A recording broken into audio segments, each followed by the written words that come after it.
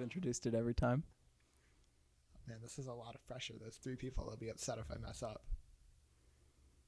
Should we leave this part in at the beginning of it? Go ahead. Welcome.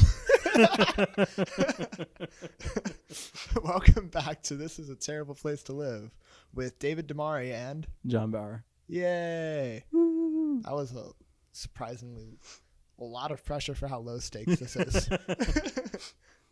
So much pressure put on you by our 3 fans. No. Yeah, I know. Like, Bobby's going to beat me up. No, but you know who is going to beat us up? Miriam? No, Zion, because she wanted to be on, like... I did text her. I told her, sorry, we're recording another one, and you're still not on it. But the thing is, this is technically the April episode. Yeah. And next week is May.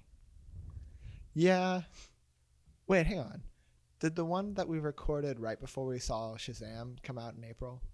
Yes, it came out like the first week of April. So we just skipped May, right? March. Yeah, I don't know how months work. May hasn't happened yet. What is going on?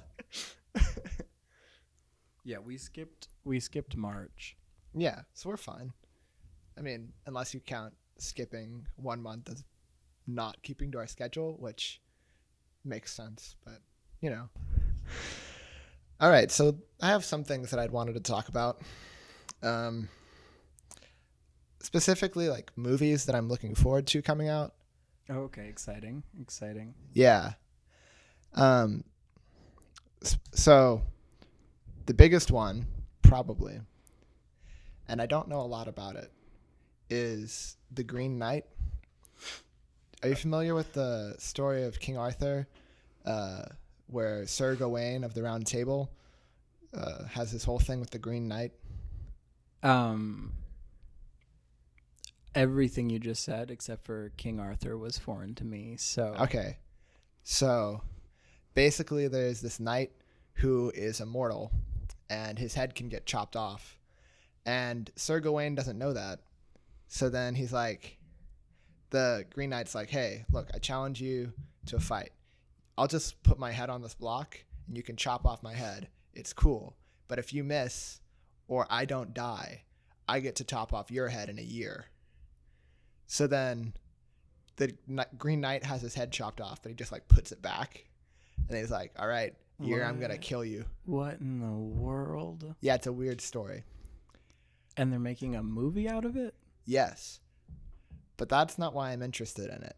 I'm interested in it because it is written and directed by David Lowery, my favorite director. In that case, I mean, we're going to end up seeing it. And there was someone that was in it that I found interesting. Hang on. You know what? I think I saw that on Letterboxd. It popped up on your Letterboxd. Like, it gives me popular with friends, which is just you, so. Yeah. Wait, hang on. For some reason, I'm not signed into Letterboxd anymore. Why is this? It signed me out. I don't remember what my password was for that. For our listeners, that is an app that helps us keep track of what movies we have seen and want to see. And I'm consulting this app because I was going to check details, but now it logged me out. It has Alicia Vikander in it? Nice. Apparently. And Dev Patel. Those weren't the people that I was... And Ralph Ineson and Barry Keoghan. I don't know. No, I was thinking of a different movie then. Because there was another one that had someone interesting in it that I was like, whoa, weird. And I thought, I'll go see that. This isn't the one you were thinking of? Well, no, it is. I was thinking of a different movie that had someone interesting in it as well. Oh, okay. Interesting. This, I guess I'm just solely interested in because of David Lowery, which is a good reason because he has never... all of his movies that I've seen are great. So, well, Pete's Dragon, I wouldn't consider great. Hey, every great director has one of those big Hollywood movies that they're not. Yeah, it was a movie that he made so that, like, people are like, oh, he's worked with Disney. He's a big director now. Right. It's the kind of, you do that so that you have a name. Yeah. Yeah. And it wasn't a bad movie. And I feel like the only problem with it was a little heavy-handed with its message of, like, hey, be nice to the earth. Because the bad guys were lumberjacks. Isn't the property based on kind of heavy-handed, though? I don't know. See, I saw it a lot when I was a little kid, but I was so little that I don't remember much of it other than, oh, hey, look, there's a dragon and he can turn invisible. And looking back on that, that's really funny that the dragon's power is turning invisible because they're just lazy with special effects. They're like, we don't want to have to put him in the whole time. He can turn invisible. Yeah, I don't know. I never was in any way. I haven't seen the movie. I haven't seen the original source. I have no idea. John, can you remind me what my username is on Letterboxd? Because I need to... Daved. That's it? Yeah. Okay. Sorry, this isn't very interesting. I just need to sign back in because I was going to consult it for this episode. Yeah. No, actually, the Green Knight looks interesting. It has Dev Patel, who is in the movie Lion. I don't know if I haven't seen it, but it was like... Oh, I've heard of that. A lot of people were talking about it when it came out. Yeah. And then Alicia Vikander, who most recently played Lara Croft in Tomb Raider. All right. I can't sign into my account right now. So there goes that. I should have set up more before that. I can go look at your list if you want, your watch list. Oh, that's cool. Let me go to your... I have a few things too if we run out of stuff, so... Okay.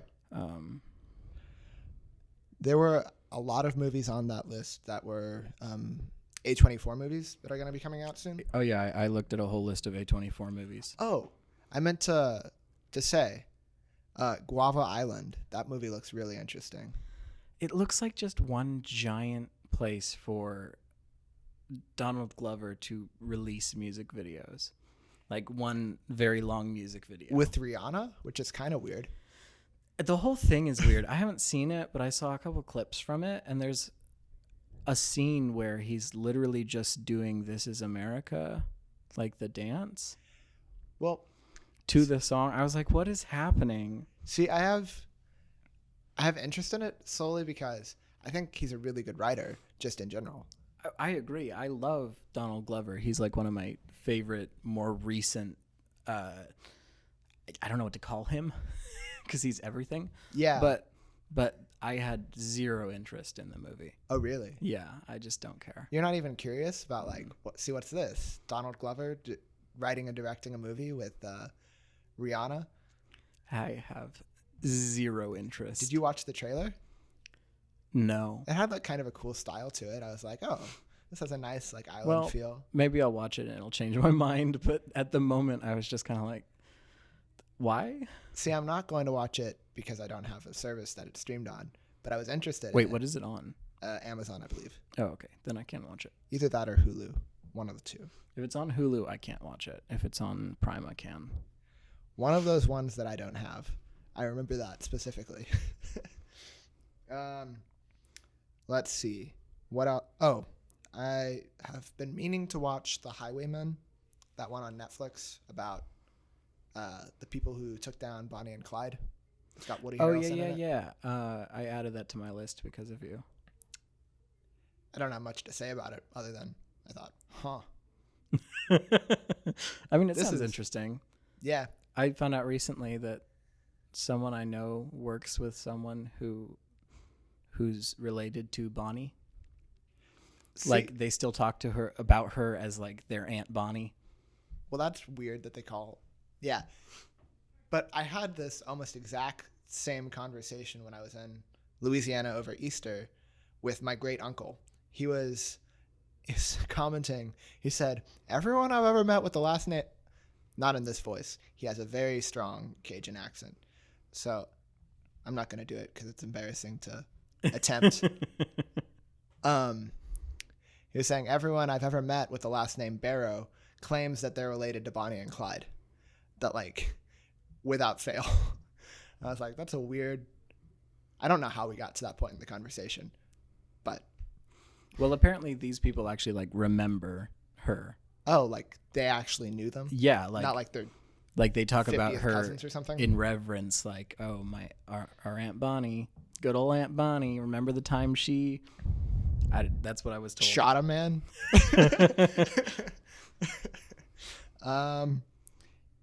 Yeah, I wanted to see it also because I've been getting more into Westerns recently. I think they're really good. And I didn't realize how much I liked them until, like... I've watched a lot of really old Westerns. I haven't watched any modern Westerns. Like, Ooh. I think the only modern Western I've seen was the remake of... what is it called? I couldn't say. I don't know. You know, it had Chris Pratt and Idris Elba. And, I know what you're talking about now. It had like an adjective and a number. It has a number, yeah. Spectacular something seven. Yeah. Right? Whatever, that one. Yeah. But I know what you mean. And there are a bunch of people in that, right? There's like Dave Franco or something. Yeah, there's a whole bunch of people in that one. I think he's in there. I don't remember anymore. It's been a while. It came out in 2016. But no, there are a bunch of good modern Westerns. Like The Old Man and the Gun, I'd say, was kind of a Western. I guess so. It was a modern Western, but not like a modern Western, but like a modern Western. I don't know what the difference is between those. Not like a modern movie that is a Western, but a movie that is a modern Western. Oh, yeah.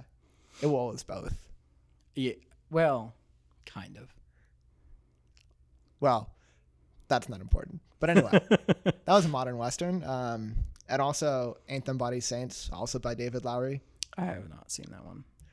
It's a similar situation of modern Westernness.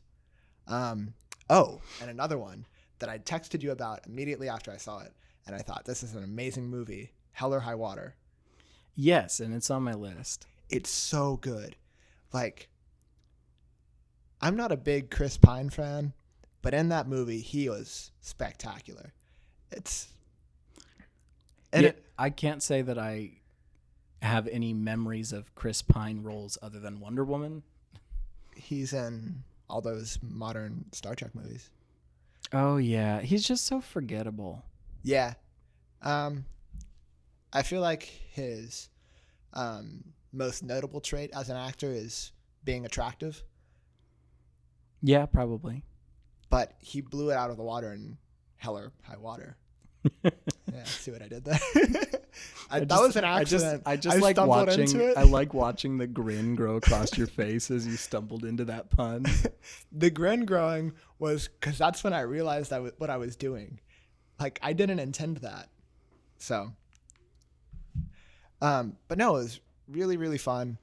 I don't want to spoil it too much, but it has like an element of the kind of twist that heist movies often have, where it was like, whoa, that's what they were doing. You know what I mean? Yeah, where it like reveals that it's really about something, like not that the movie's about something you didn't think it was, but like that. I don't know how to explain what I'm saying, but I know what you mean. Yeah. But it doesn't rely on it too much where it's like, oh, well, it's just kind of gimmicky, you know? Like some movies do. Right. Yeah. It had an interesting message that is very clear as you watch the whole movie. At one point it's stated, it does that thing that we've talked about where they'll be like, and here's the message of the movie. Oh, yeah, like Ben Stiller movies. But it did it like halfway through the movie. So it was like weird. But like there was just this one scene. I think the movie would have been perfect if they'd cut out that one scene.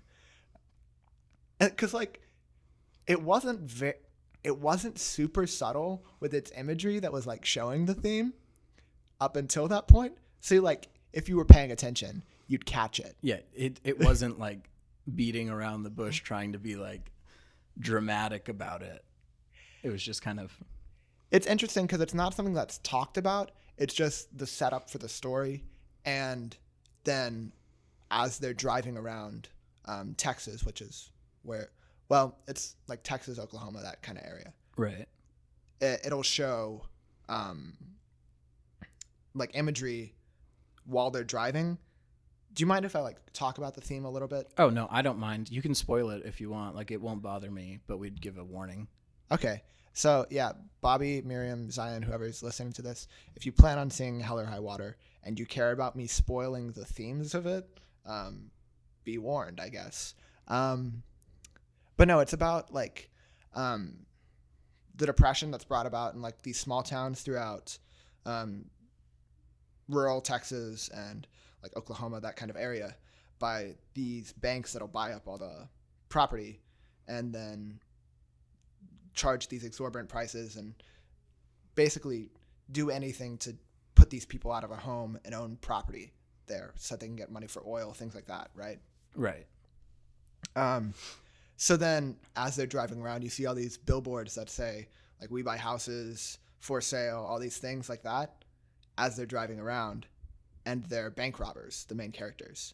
So those things, like, go hand in hand. And, like, if you're paying attention, like, oh, I see. Because everyone's out of money because of the banks. Okay. So it's kind of like anti-bank, like big banks, you know, taking advantage of poor people. Right. Okay. But then at one point, there's this one character who he's a lawman who's tracking down the main characters of the movie. And he's like, he's a Native American. So he's talking about how, like, back in the day, people would fight over this land with armies. He's like, now this land isn't being taken over by armies. It's being taken over by them. And he points at the bank. I hate it when movies do that. That is so dumb. And, like, it was weird because the writing is really good throughout the rest of the movie. And I was like, that was weird and, like, cheesy. Well, it's really weird to me when a movie kind of does something that could have been a Facebook meme that your uncle posted.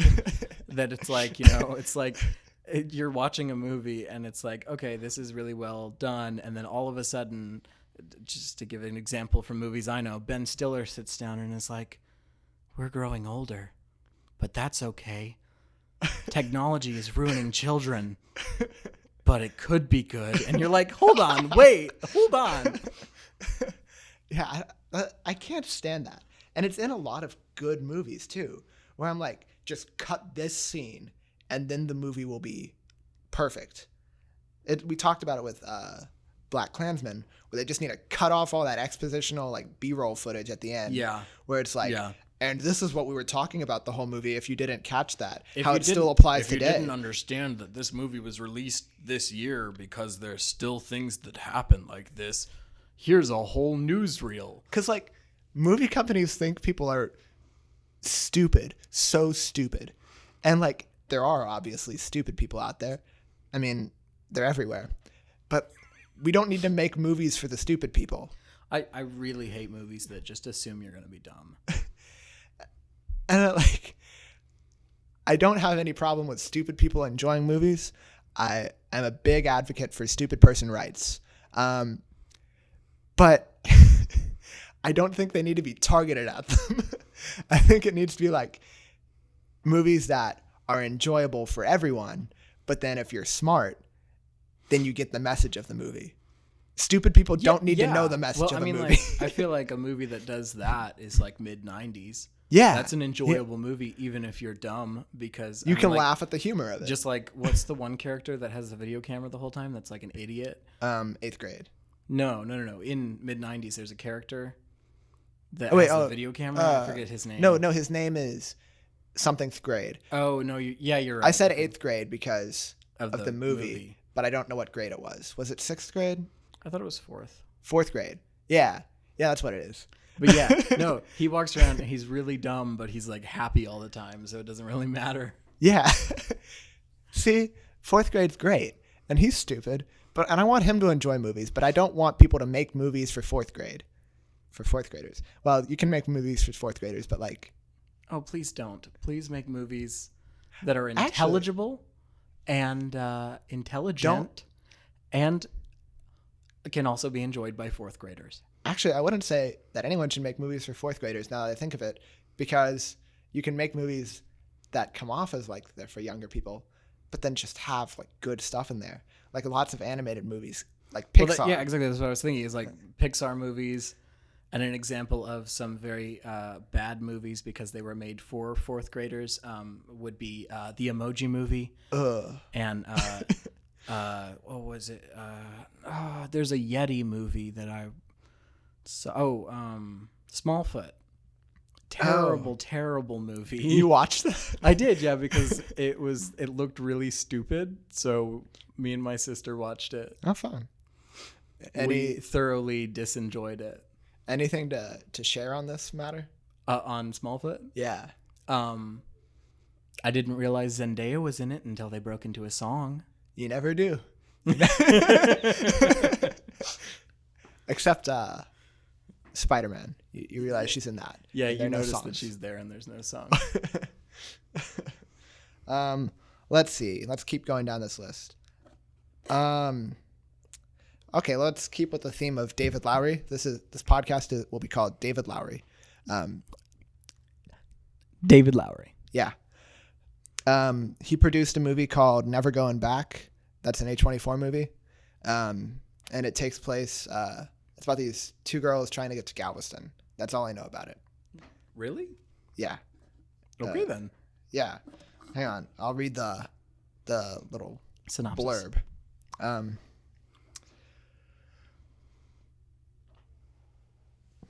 Waitresses Angela and Jessie dream of leaving their low-rent diner and heading down to Galveston. They soon find themselves on the streets of Dallas trying to come up with increasingly wild schemes to raise some much-needed cash. Where did they start? Dallas. Okay, they started in Dallas. And they're trying to get to Galveston. They said they were trying to get to Galveston, and then they said they find themselves on the streets of Dallas, and I was like, you went the fucking wrong direction. It was well, I mean, depends where they started. Well, they could have started but we're in Houston, so Why do you assume that they're in Houston? I don't know. I just was like, oh yeah, they're trying to get to Galveston. Who wants to go to Galveston? People who live in Houston. Only people who live in Houston, because well, apparently who else goes to Galveston? People from Texas.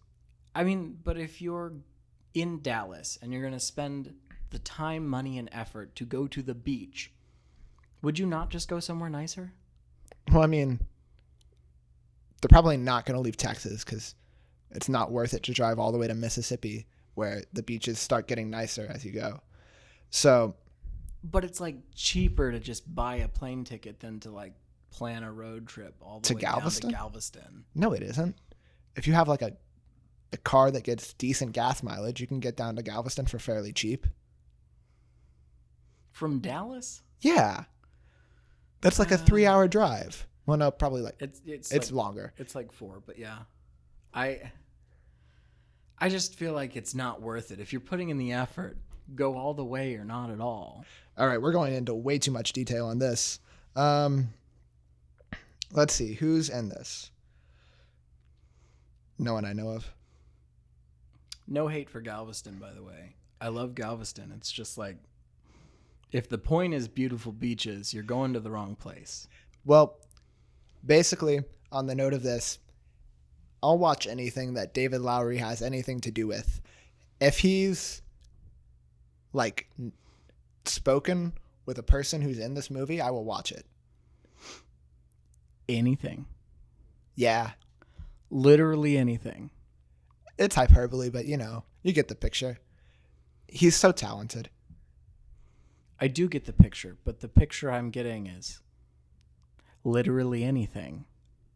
Well, you're saying that everything's associated with him if by that standard? By that standard, it's like, oh yeah, this person met him at a meet and greet once and they made a movie. Wait, do you not understand hyperbole? I understand. I'm just still. It's a little bit. What if David Lowery goes off in directions that you don't approve of? That's not going to happen. At least it better not. Because he needs your approval? Yeah. He can't pull an M. Night Shyamalan, I never saw Glass. I was really excited for that movie, but I never got around to it. because I only heard negative things about Yeah, it. I didn't hear a single positive review of that movie. And typically I'll be like, I want to form my own opinion on it. But like, I didn't hear anyone that liked it. I don't know. And there were other movies that were like good that were out at that point that I was paying to see. I think recently I've realized that there are a lot of movies that people praise very highly or dislike extremely viscerally that are just meh movies. Yeah. That make it really big in Hollywood because of big name actors or marketing campaigns or whatever, that are just like, have we been settling for this? I don't know. And I think Glass is one of those. I think Captain Marvel ended up being one of those. Oh, I didn't see it. Almost all superhero movies are those, though. Speaking of, we should talk about Shazam. Oh, Since yeah, we saw that Shazam. immediately after we recorded the last podcast, which was somewhat poor planning on our parts, that we probably should have seen it first. It was just kind of how time worked out for us, but take it away. Okay. No, yeah, we saw Shazam a week early. No, 2 weeks early. We did Shaw it. We saw Shazam. Because Fandango had this promotion where you could buy tickets early. I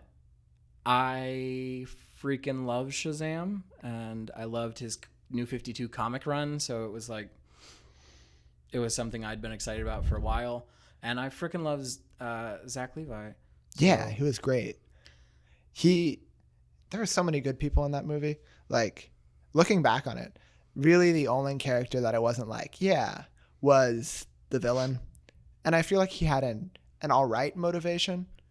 But I didn't really like the actor very much. I think it was mostly him. It was very one-dimensional. But yeah, the writing for the villain was maybe a little bit meh. Yeah. Overall, I would say for a superhero movie, like, wow, so good. It really absolutely blew me away for a superhero movie. As just a movie, it was probably, I'd say it was a decent film, which is not something I normally say about superhero movies. Like, as we were watching it, there were a couple little plot holes. Oh, there's so many plot holes. But if you just like shut down that part of your mind watching this movie, you'll enjoy it a lot. They don't matter at all. And so like, they're not like things that are gonna like make you not enjoy this in any way, shape, or form. But they might take you out for a few seconds because you're like, wait, what? I will air my least favorite. So I guess spoilers for Shazam, because the main character, Billy Batson, is separated from his mother. Oh, you're gonna spoil this? Well, it's the main plot hole that really frickin' made me mad. I thought you were gonna talk about the part where they're like, in the final fight, where the girl's like, there's one more of the 7 deadly sins, and you're like, how do you know what? No one told you about this. You just ran into this villain, and now you know his weakness, and it's like, you knew this was the 7 deadly sins somehow. Well, no, she doesn't even. It wasn't even 7 deadly sins. She correctly named something. Other than that was like very specific, and I don't even remember what. I think it was the eye that like he had taken at the beginning. Yeah. It basically, she knew way more than she possibly could have about the specifics of this villain's powers. Yeah, she just and she was like, you need to do this. The whole movie, they were like up until that point, there was like a whole chase scene where they were like calling this one specific thing a very nondescript name that was like, we don't know what this is, so we made up a name for it in our panic. And then it just cuts to a scene where they're running, and she uses the like comic book accurate name that nobody had said the entire movie, and I was like, hold on now. You're telling me that in 3 seconds, in a panic, while they're running away from literal blasts of magic lightning, she just slips up. came up with the name for this object. Yeah. I wish I could remember specifically. There was a little misstep by the screenwriters there. What I was talking about, the thing that really bothered me, is the age of Billy Batson. Oh. Because don't go into too much detail, because I feel like that's a big twist there. Hello, everyone. This is John from the future. We did spoil this, and it is a pretty major part. So if you haven't seen Shazam, I suggest that you skip forward about 2 minutes and 30 seconds from the end of this clip where I snap. Oh, I won't go into too much detail, but basically, he's an orphan. That's from the beginning. He's an orphan, and his mom left him in this very, very beautiful and sad, like flashback sequence. I want to call it beautiful, but teach his own.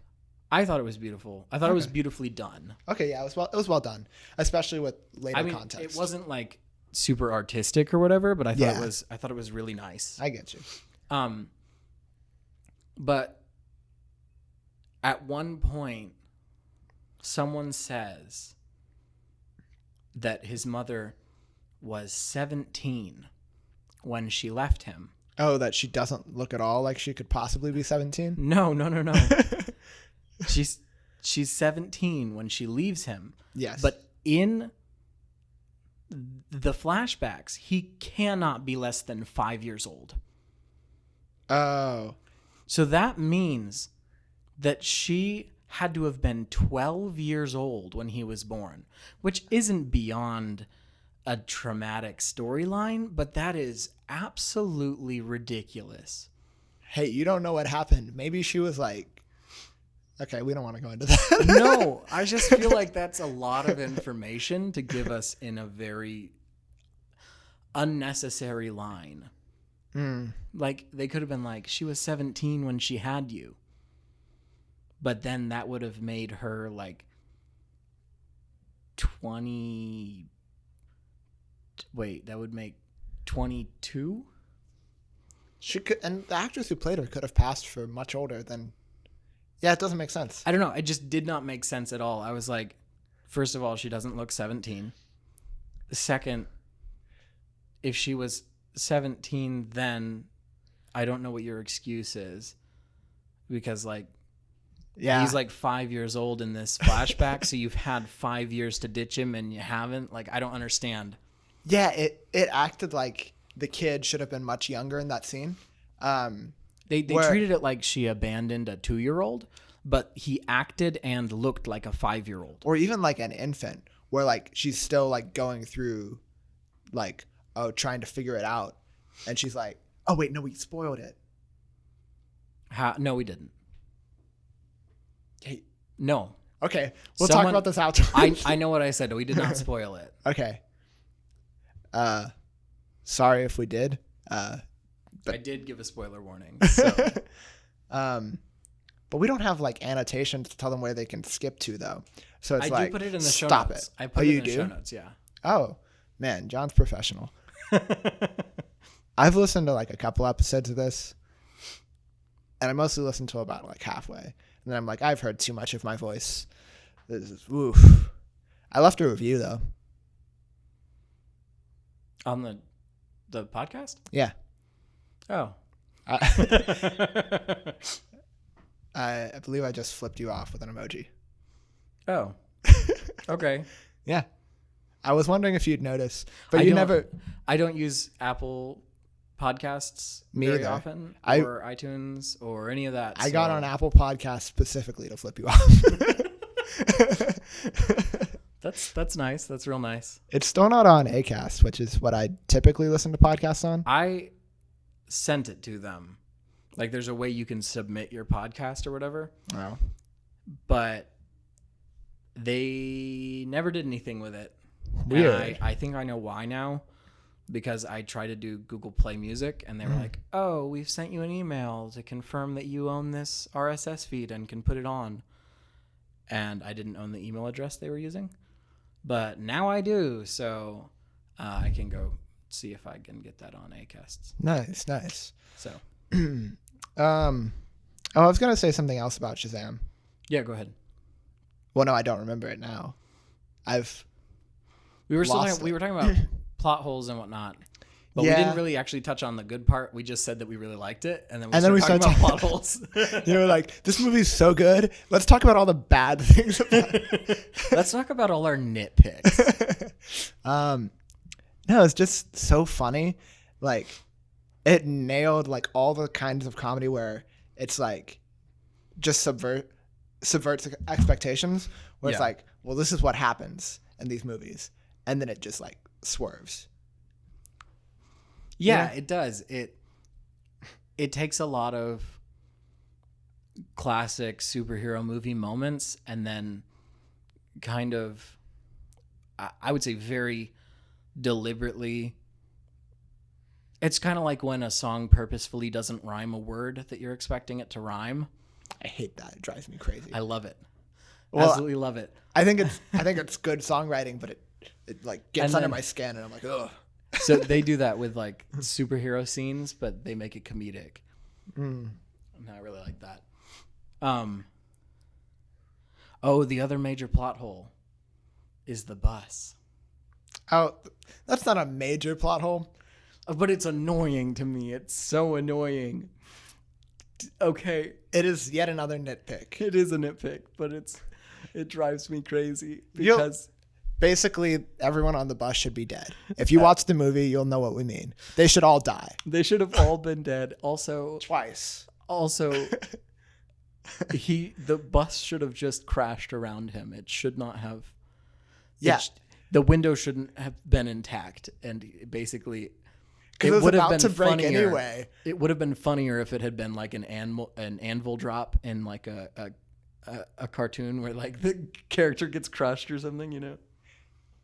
It would have been funnier if they'd have all actually died.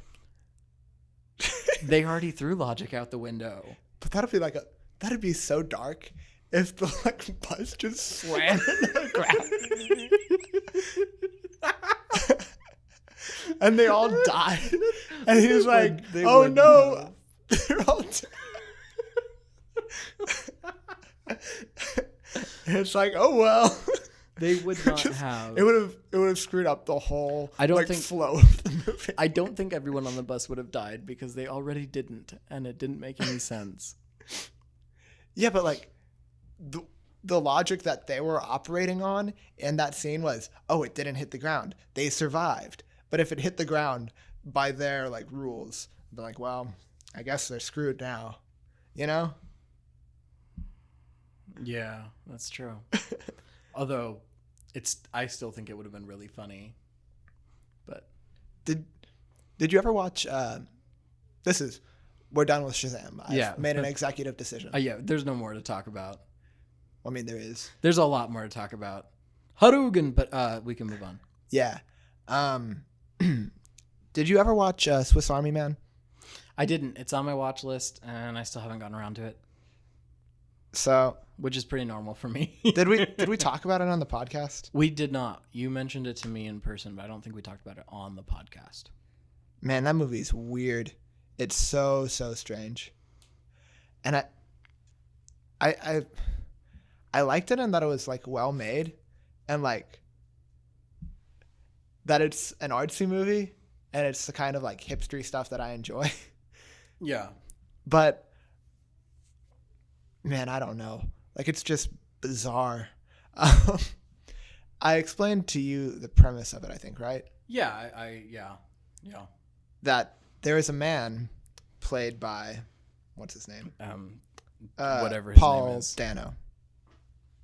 Who is stuck on an island. And the movie starts with him about to hang himself. And then a corpse washes up on this island. The corpse is none other than Daniel Radcliffe. Danny. Yeah. And Danny the man, Potter, as he is being hung by his own belt, somehow manages to slip free as he sees this body there. And he rushes over to it. And he discovers that this body has flatulence. It's just which is farting. fairly typical of dead bodies, I understand. Yeah, I found that out because of that SNL sketch where it was like accurate corpses. Yeah. Because someone was supposed to play a corpse, but they were like a method actor. Yeah. I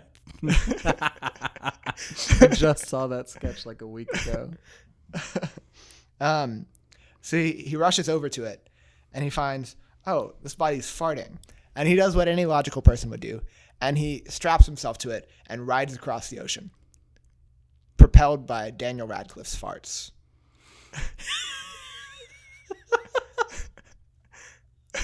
I'm sorry. What? Yeah. Also, this movie has like a really weird like pro-masturbation agenda that comes up later. Wait. Those are words I've never heard in this sentence before. Pro-masturbation agenda. Yeah, okay. So as we progress through this film, we discover that Daniel Radcliffe, the corpse, can speak. And what? The castaway starts like talking to him and just about like all his problems and stuff. And the corpse is a very big advocate for masturbation, as it turns out. Okay, then. Did it lock itself? Yeah. Okay. Wow. I don't want to give it all away. I've already said a great deal on this film. Yeah. It's enjoyable to watch though, with how bizarre it is. It has Mary Elizabeth Winstead in it, which is just great. She's very attractive. I'll watch a lot of movies with her. I can't place a face. She was probably like one of my earliest crushes as a kid. Like I'd see her in movies and be like, wow, she's really pretty. She was in Scott Pilgrim as Ramona Flowers. Okay, gotcha.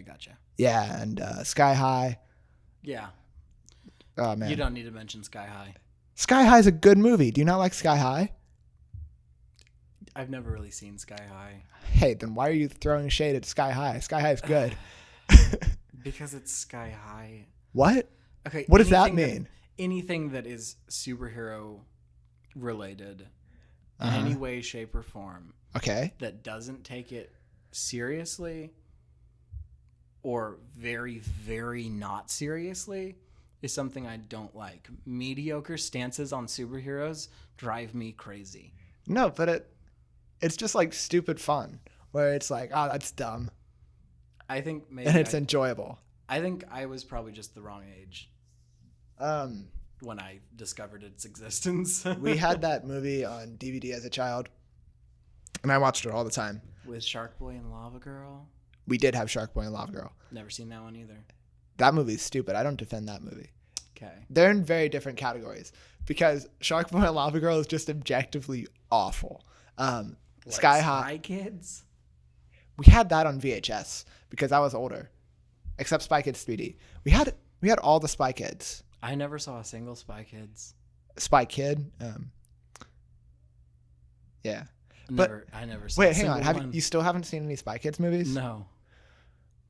Huh. When I was a kid, I started to watch one at a friend's house, and then their dad came in and was like, "What did we say about watching movies when John was here?" Because my parents were very, very picky. So they basically were just, my parents were so very sheltering when it came to movies that they just had like this thing where they were like, just don't watch any movies while the Bauer kids are here because we don't want to get in trouble. You can watch VeggieTales. That's kind of funny. It was really awkward. What did we say about watching movies around them? Like, oh. That was Mr. You know how Jackson. they get. That was Mr. Jackson. Yeah. That's really funny. Yeah. That happened to me at multiple houses. Are you allowed to watch movies now? Do your parents know that you've seen movies? I mean, my parents have always let me watch movies. It was just like they were so picky about what movies that other parents were like, we don't take responsibility. Just don't watch movies with their kids. Oh. Yeah. That must have been annoying. Yeah, because I love movies.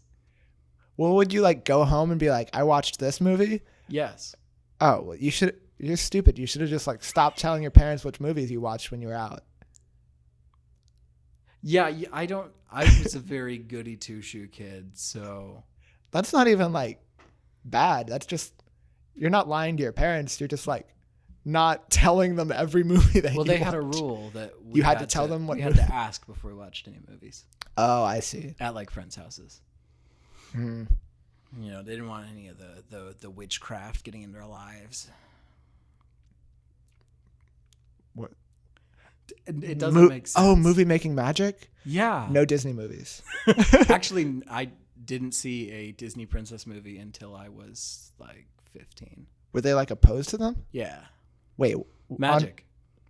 Literally magic. Do they all have magic in them? Almost. Did you see The Jungle Book? That's not a princess Yes. movie. Jungle Book, Dumbo. Dumbo has magic. No, it was in his imagination.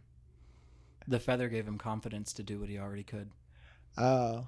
That's a weird technicality. Also, wait, so are they more okay with you watching movies that are like kind of overtly racist at points than Like Dumbo? yeah. I mean, I don't think that was really part of their thought process on it. Racism? Yeah. Huh. Well, okay, I say that, but for one of my birthdays as a young kid, my dad gave me a copy of Song of the South, the one movie that Disney's like, that was too far. I've never seen that one either. It has really good music in it. The music's really catchy. Like Zippity Doo Dah. Oh, that's a good song. Yeah, Laughing Place. It's got good songs in it. But Disney was like, yeah, we can't keep circulating this. We need to have a good reputation. So I actually have two other topics that I could bring up. We've talked about movies for quite a while now. I did have my top thing was we should talk about movies because we always don't talk about movies. We talk about TV. A lot. Well, I mean, it's not that different, but like, you know, I don't usually end up watching a lot of movies because I spend a lot of time watching TV shows. yeah. But between last recording and this recording, I have a little list of movies that I watched. I made it a point to watch some classics that I'd been putting off. I watched one classic. What did you watch? Well, I wouldn't say it's a classic, but it won Best Picture back in like the 60s. It's Annie Hall. Okay, I have not seen it. It's a Woody Allen movie with Diane Keaton. Did you like it? It was kind of weird. I'll let you get to your movies. We can come back to that if we have time. All right, so yeah, no, I watched. First of all, I watched *Inglourious Bastards* because I figured I needed to watch at least one Quentin Tarantino movie. And that's the one you chose, even after me going on and on about how you needed to see Pulp Fiction. Yes, because *Inglourious Bastards* is the only Quentin Tarantino movie that I have seen clips from and been like, I need to see that movie. Oh, okay. Also, I did not like that movie. Oh, you didn't? No. I haven't seen it. It's fine. I had the same feeling after watching it as I did after watching Watchmen. Ooh, that's not a good feeling. Which was just kind of like that went on for a very long time and didn't really go anywhere. I've seen clips of Watchmen. I've not seen Watchmen because I've seen clips of Watchmen. I watched it. We didn't talk about it on the podcast, but I watched it the week of the Oscars. Yeah. And we talked about it when we watched the Oscars together. I watched it because it's kind of like one of those classic movies that people either love or hate. And I did not love or hate it. And that's the worst place for a movie for me. As I was just kind of like, this is kind of garbage. From what I've seen in the clips, it's that overindulgent side of Zack Snyder where he just does all the things he wants that he got away with in the early 2000s because that was popular then. Yeah. But everyone hates now. They're like, wait a second, this is bad. Yeah.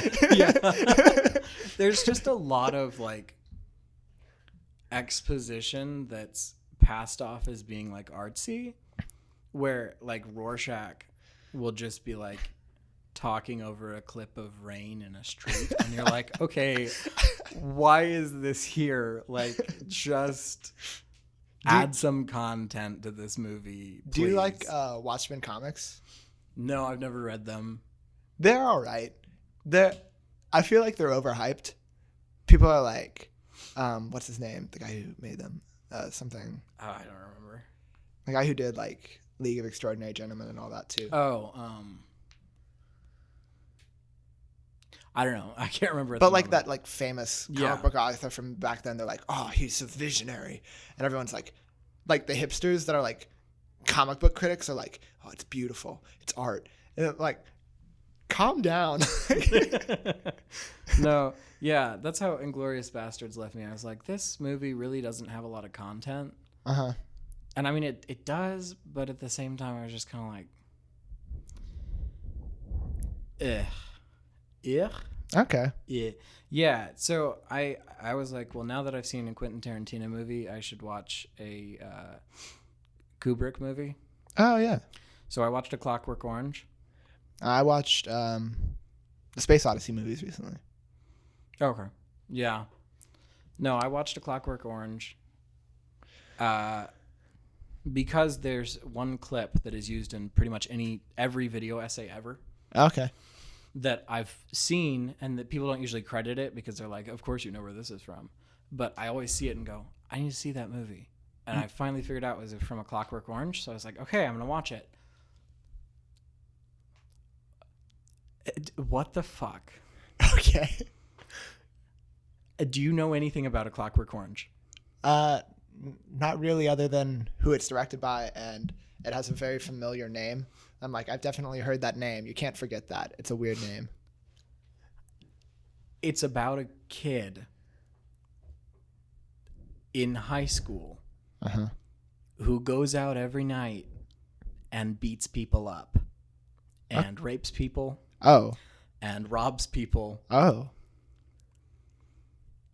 And he calls it a taste of the ultraviolent, and he talks like someone from like really, really old English literature, kind of. I don't know. It's weird. That is really weird. That didn't go where I was thinking. No. Because you started off with like the normal stuff where it's like kid, high school. I'm like, okay, cool. Goes out every night. He like goes out every night. Yeah. So do I. And then it's like, and he beats people up. I'm like, okay, well, it's like a vigilante movie. He's like a superhero. There's tons of superhero movies. And you're like, and he rapes people. I was like, whoa. Yeah, no. The not to go into too much detail. And I mean, I'm not. Do you care if I talk about it? Like, no, I don't know if I'll watch it. Yeah. Okay. Because it is a classic for like film student people that are like snobby about that kind of thing. But like, did you like it on some level, or were you just like? I couldn't stop watching it because I was like, I have to know where this goes now that I've put this imagery in my head. I need to know where it ends. That's fair. So basically, he has like a gang of friends. Do they all do this? Yeah, they do it together in white jumpsuits with like crotch covers. I don't know. It's weird. What? They look real weird. He wears like makeup too, like on one eye. It's really weird. Okay. And then like someone like tries to overthrow him and become like the leader, and like tells him about this one place that they can go beat up this lady. But he gets mad that they're like trying to take over, so he tries to put them back in their place and like cuts one of the guy's wrists and pushes them into the water. And then they're all like, okay, you're the leader. We get it. So they go to this house that the guys were talking about, and he accidentally kills the lady. And the guys are like, we hate you. Lock him in the house and call the police. Hang on, hold up. Is that like too far for them? Or they're like, yeah, I know we go out every night. They never kill anyone. They don't kill people. This is his first murder. What? Why is that where they draw the line? I don't know, and it's not clear. It's not made clear until this happens that that's the case, because they they like beat up this dude in the street, and the assumption is that they kill him, but then later you find out he's still alive, and also they act like, whoa, he killed someone, like that's crazy. Weird. Yeah, and so like she ended up calling the police beforehand, and he didn't know that, but then his friends hear the sirens and they're like, haha, we're gonna lock you in this house and leave. And so he goes to jail, and then he signs up for like a program that's like, we'll release you early if you come take this like psychological reprogramming that makes violence like sickening to you. So they give him like a drug that makes him feel sick, and then they make him watch violent films for like several weeks with his eyes like pried open so he can't close them. Oh, that clip. Yeah. That's the clip. Yeah. Okay. I know exactly what you mean. So now. then he gets released, and he can't do any violence. He can't see violence. He can't think of anything sexual, and he can't hear Beethoven's Ninth Symphony because they had it playing in the background. And so basically a bunch of stuff happens. Basically he tries to like sue the government for taking away his free will, but then the government's like, help us sue this other group of people that's trying to sue us. It's really complex and convoluted, and I was like, why is this a classic? Does it have a message at the end, like the bank's taking land moment? No, it doesn't. But the whole point of it is kind of like violence is like a part of human nature, and if you take it away, you're taking away free will. Wait, so it's like a paradox. Like if you try and cure people of evil, you take away their free will, which is evil in itself to do. That's a shitty message. It really is. It's based off of a book from like the 30s, I think. That's like, if you're a good person, you're less human. It's just stupid. I was like, why is this famous? I don't understand. While we were talking about this, my mind was wandering. I was paying attention. Yeah. But I realized that I have seen a classic movie recently. I just recently watched Good Will Hunting. I have not seen that. It's so good. Like, I've never gotten the hype around Robin Williams. Like, obviously, like I like him and things. Like, Jumanji's good. He's good in Aladdin, all that stuff, right? Yeah. But, like, that's, like, his big, like, movie where I'm like, oh, wow, this is why people love him. And right, yeah. It was nice, like, seeing, like, the first movie that Casey Affleck was, like, big in, because I like him so much now. I freaking love Casey Affleck. And this was back when like Ben Affleck was making good movies.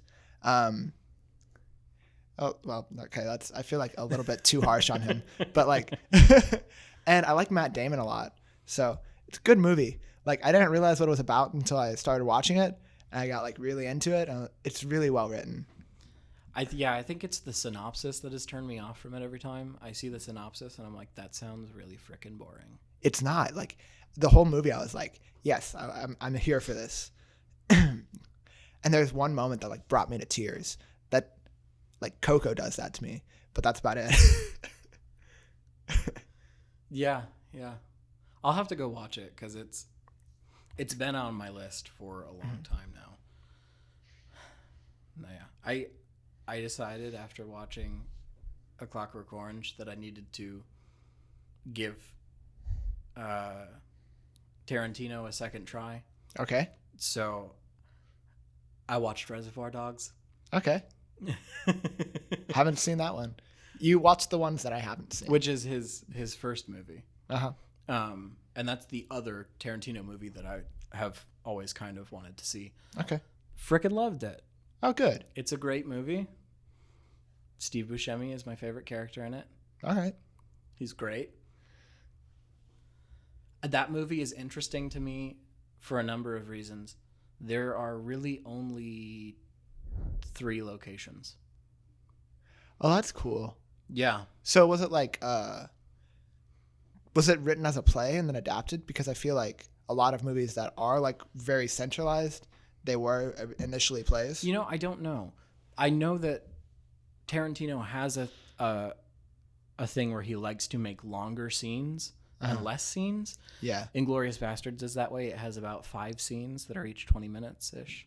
The same with Pulp Fiction.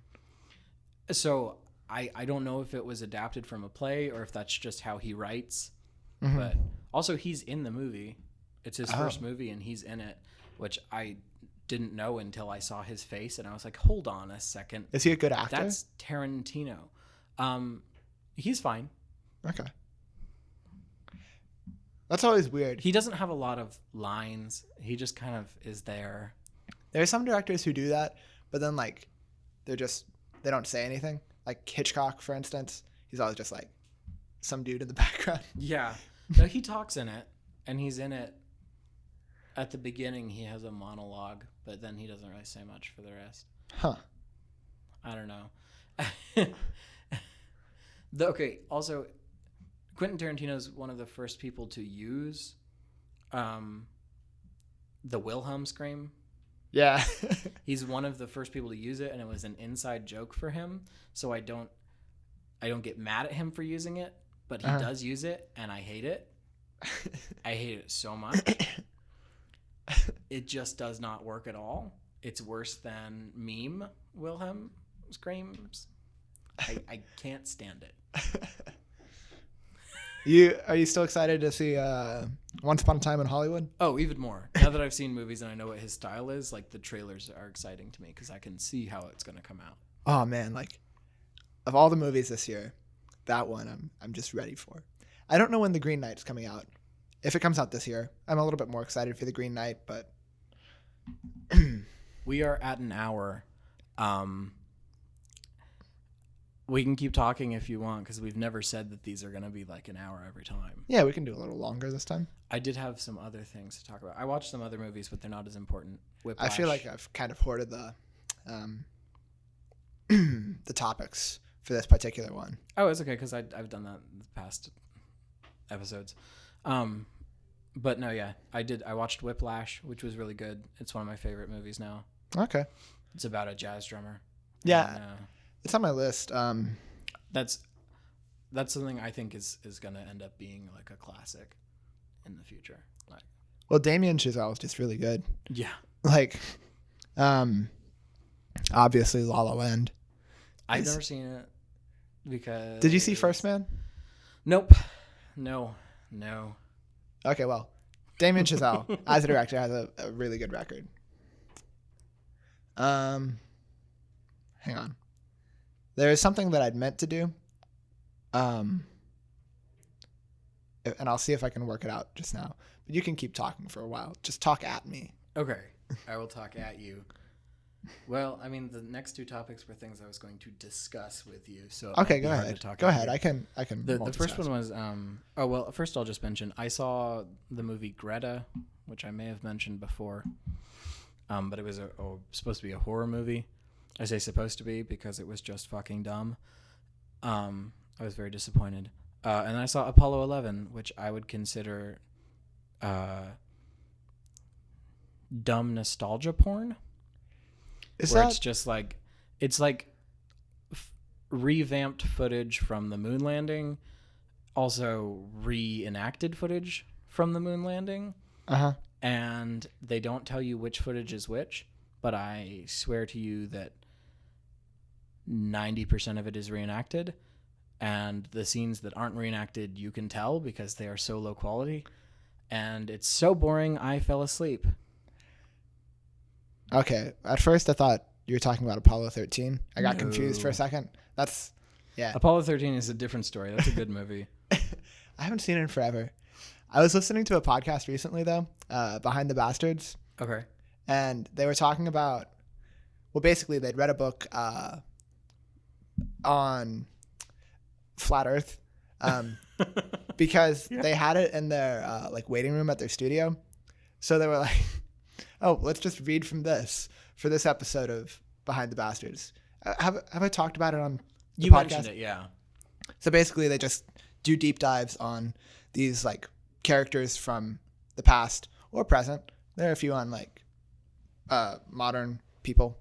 And just like go into like all their history and why they're so bad and like their childhood, their upbringing, all that stuff. But for this particular episode, they were like, you know what, we're going to lay off a little bit and just read excerpts from this book on flat Earth.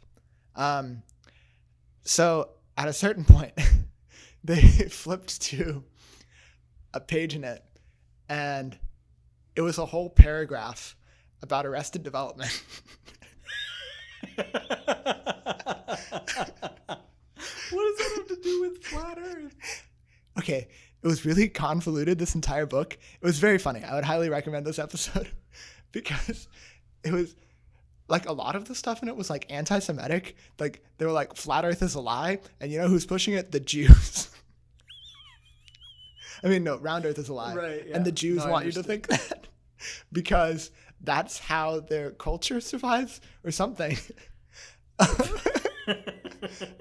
So then part of their conspiracy was that to deflect the truth about the Earth being flat, Ron Howard had made a movie about landing on the moon, Apollo 13, right? But then in one particular episode of Arrested Development, Ron Howard, who plays the narrator in that show, he starts talking about people who think that the Earth is flat, and he like brings up his movie. So then basically the person who wrote this book is trying to say that that's a way of like playing it off as a joke, but it's actually true. They're like, he jokes about it. He's like, he's trying to say it, but he can't. We know because part the of the flat Earth conspiracy is that Quentin Tarantino directed. No, Stanley Kubrick. Was it Stanley Kubrick? Yeah, because he did. Because I listened to something, and I thought it was Stanley Kubrick before, but I listened to something recently where they said it was Tarantino. No, it was Kubrick because he did 2001, and they have the moon scenes on that look pretty real. See, that's why I heard that when someone said Tarantino, and I was like, he wasn't old enough. Yeah. That makes more sense. Kubrick's definitely old enough. He has the style for it. Someone said that like on a podcast, and I was like, that doesn't feel right. But that makes way more sense. Yeah. Yeah. But no, it's such a great podcast. Much better than ours. Sorry, but it is. Go listen to that instead. Almost everything is better than ours. Not I wouldn't say that. Almost. Something I've been doing recently is I found this one channel on YouTube called Reacts by Ash. Yeah. Are you familiar with this Yes. channel? Oh, you are? Yes. Yes. It's so stupid. I hate it. I can't stand it. And it's so funny to me, though. Like, because all of you who are listening to this know that I am, like, the most, like, hipstery music nerd there is. Yeah. And this girl is stupid. She's so thick. Not like in a, like, not like curvy, not that kind of thick. And what she'll do is she'll sit in her bedroom and listen to music, often good music. Like, I don't have any problem with the music she's listening to. She listens to, like, Lord and Dodie and Kesha's most recent album, 1975, all good stuff, right? But she doesn't understand anything about music, and the entire point of her channel is to, like, react and review it. Oh, like, it frustrates me, but it makes me really happy because I can look down on her and be like, oh, stupid. And I think everyone likes doing that, at least a little bit. Like, look at me, I'm so much better. Yeah, yeah. And it makes me feel like a bad person, how much I enjoy it, but it doesn't detract. Yeah. She'll do this thing where at least in 5 of her videos, and I've watched them for hours now. Like, I've spent way too much time doing this. Where she'll pause it, and then, like, because some song has, like, a hook that is a little bit generic maybe, where it's like, oh, some other songs do similar things. Every time that happens in a song, she'll pause it and she'll say, oh, is this sampling something? Oh, this is going to drive me crazy. Exactly like that. Because, like, she can't think of what it might be sampling. And she goes, oh, this is going to drive me crazy. Without fail, every time she stops it. She has, like, it's like a tick. It's weird that she does the exact same thing. That's really annoying, but funny. Really funny. Like, you know how like they'll have those supercuts of someone saying something because they do it so much? You could do that with this. And she'll try and do like deep dives into lyrics. Like if she decides that something displays like lyrical prowess, right? She'll be like, oh, I need to like look at the genius for that and like read it and like see what they're trying to say. This particularly bugged me on the most recent 1975 album, which she listened to and reviewed.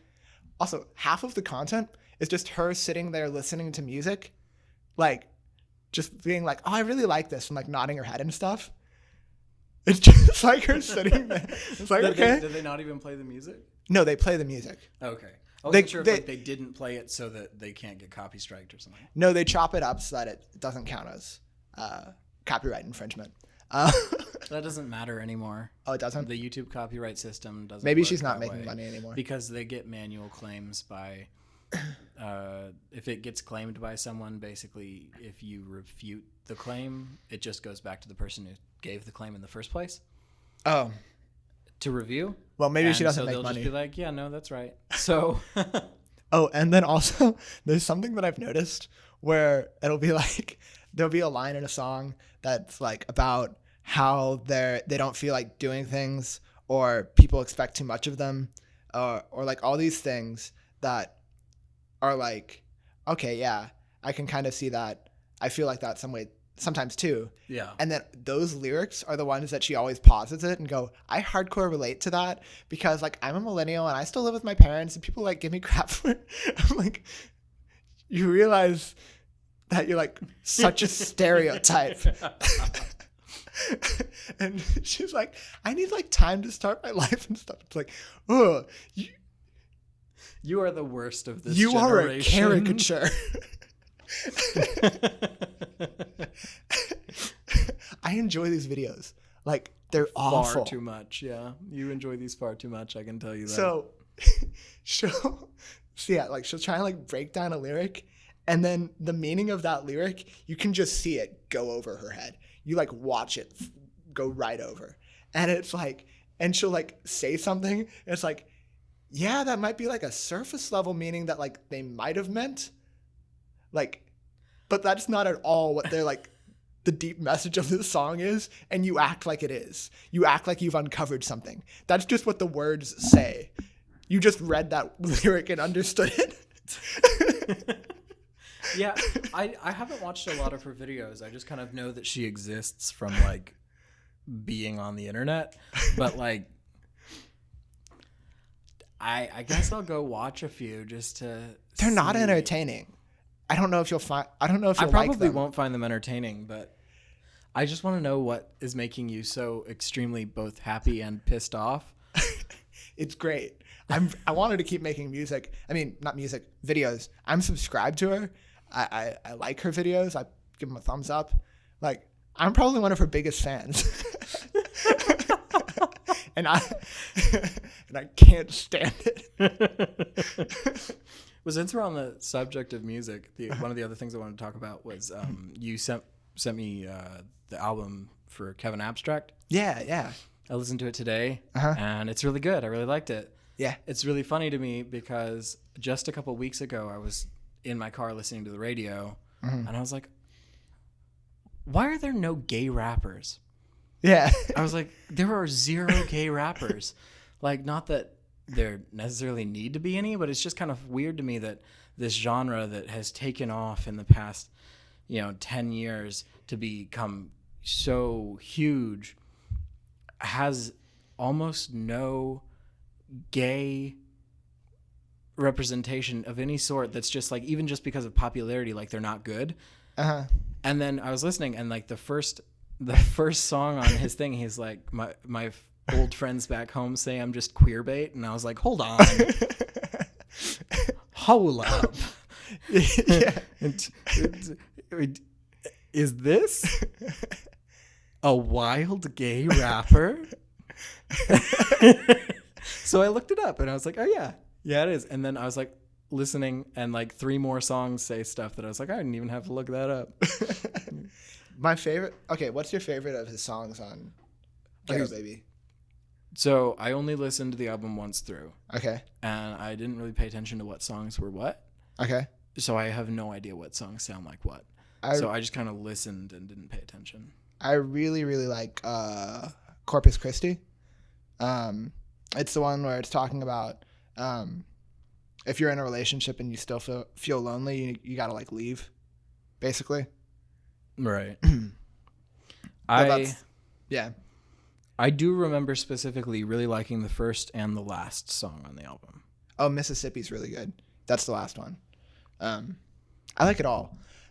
So the reason I'd started listening to it was because Jack Antonoff of Fun and Bleachers, who produced for Lord on Melodrama.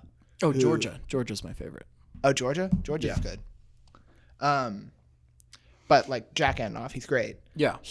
He's producing this album, which is being released in 3 parts. He had initially released the first 3 tracks as Arizona Baby, and then he released the second 3 tracks with the first 3 tracks as Ghetto Baby, and then there are 5 more that are going to come out tomorrow, and that'll be the last part of the album, and it'll be Arizona Baby, the album.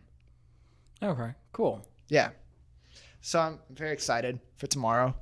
I'm very happy about it though, because like I don't get like really excited about music as much. Like obviously I listen to music a ton, and there are lots of artists that I love, right? But like this isn't a genre that I listen to very much, so that it's something entirely new for me, you know? To like just like get into and like listen to a lot, you know? Like I listened to this album 4 times in one day. I was like It's really short, but like I don't think it's like actually short. I just mean like it feels quick. Yeah. You get to the end of it and you're like, oh, that was it? Mm-hmm. Which is nice, because a lot of rap albums that I've listened to feel like they drag on forever. Specifically, Travis Scott's albums and Jacquees and Jacquees. I haven't heard of says him. his name. It's spelled Jacques with 2 E's and a Z, but his name is Jacquees, but he says it's Jacquees. I've never heard of this person. He does his radio single is BED. Nope.